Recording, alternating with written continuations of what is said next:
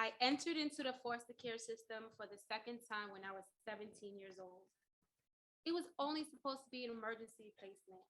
I was told I would be at the house for 2 weeks. 2 weeks lasted 4 years.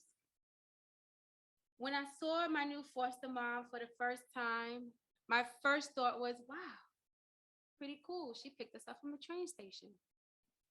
Then, then my next thought was, wow, she had a nice warm smile and a nice soft tone. We drove up to a big house, 12 bedrooms, 6 bathrooms, and as soon as we pulled into the driveway, I turned to my new foster mother and asked, can my foster sister move in with us? My social worker quickly turned to me and said, at least wait till you go to the house before you ask for someone else to move in. So as I walked to the house, I continued to ask my foster mom and tell her not to worry. Me and my foster sister will share the same room. She won't take up any extra space. I just couldn't help myself, no matter how much of an evil eye my social worker was giving me. But I continued on. My foster mother said that she would take in my sister. You see, my foster sister was only 6 months younger than me, and I only met her 2 weeks before our previous foster home was being closed. And I felt a strong need to protect her from the foster care system and the people in it. When I entered, I knew I had to become independent and strong because the system had a way of hardening you.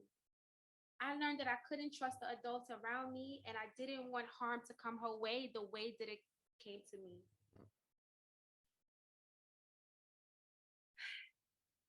My foster mother, the very next day, my foster sister moved in, and I was so excited. We was ecstatic. That only lasted 2 weeks before we got into a huge argument and didn't speak for months. In the meanwhile, my mother had 6 more teenage girls into the house between the ages of 17 and 18 years old.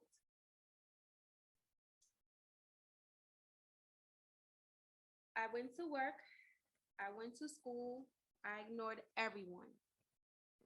One day, my foster sisters was trying to mess with me. This is another foster sister. She was a real bully. I got into a physical altercation. I told my foster mother, you don't have to say it. I already know. I got into a fight and now I have to leave. She stared at me for a moment and said, I used to fight with my brothers all the time. That never resulted in me losing my home. You're my daughter. Now I'm the one staring at her in disbelief, like, you're such a new foster parent. You don't even know what you're talking about as I continue to act. But the very next day, we went to the foster care agency, and my foster mother walked in the room and told everyone, no one is leaving my home. We are a family. We are going through something, and we need your help. The very next day, we started family therapy. That was my first lesson of forgiveness and unconditional commitment. My first understanding is that families don't always have to get along. I started to learn that it's really about relationships, is about staying together, nurturing, and building. And we did. My sisters and I had arguments and disagreements. My mother and I argued, but I knew that conflict didn't have to break us. So I was working and going to school and checking in with my foster care agency. My casework was really happy since I was turning 21. They told me about a supervised independent living program. I was super excited. I go home and I tell my foster mom all about it. And the great news is that I get new luggage. Super excited. As I'm explaining this new program to my foster mother, she seems to be getting more upset. She's actually turning red.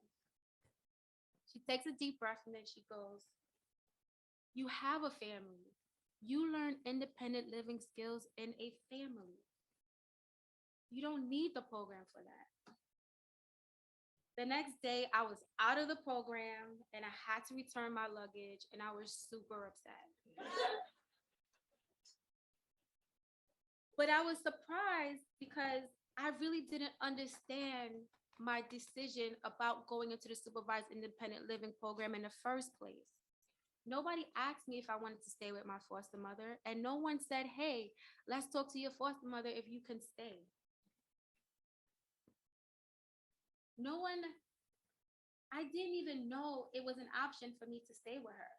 My foster mother did teach me the independent living skills, like how to go grocery shopping, how to budget, how to pay bills, maintain a checking account, and best of all, I learned it all at home.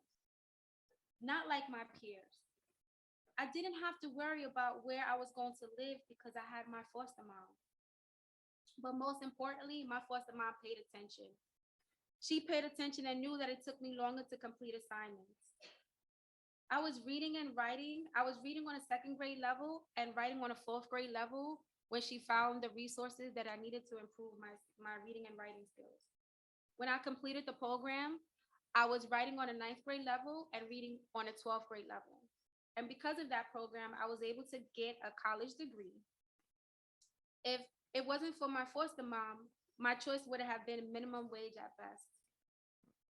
When I turned 21, my birthday was actually a celebration and not a doomsday because I had my foster mom. I moved out shortly after to my own apartment. I asked my foster mom if I could come over for Thanksgiving. She said, of course, dear. And after a while, I stopped asking. I just knew I always had a place to go home to. I remember thinking, wow, she's no longer legally my foster mother, but she's still in my life. Then it hit me that everything she's been saying all these years were true. I didn't feel the emotional need to get adopted at that point. I was too busy focusing on my life plan, graduating college at 28, getting married at 29, having my first child at 30.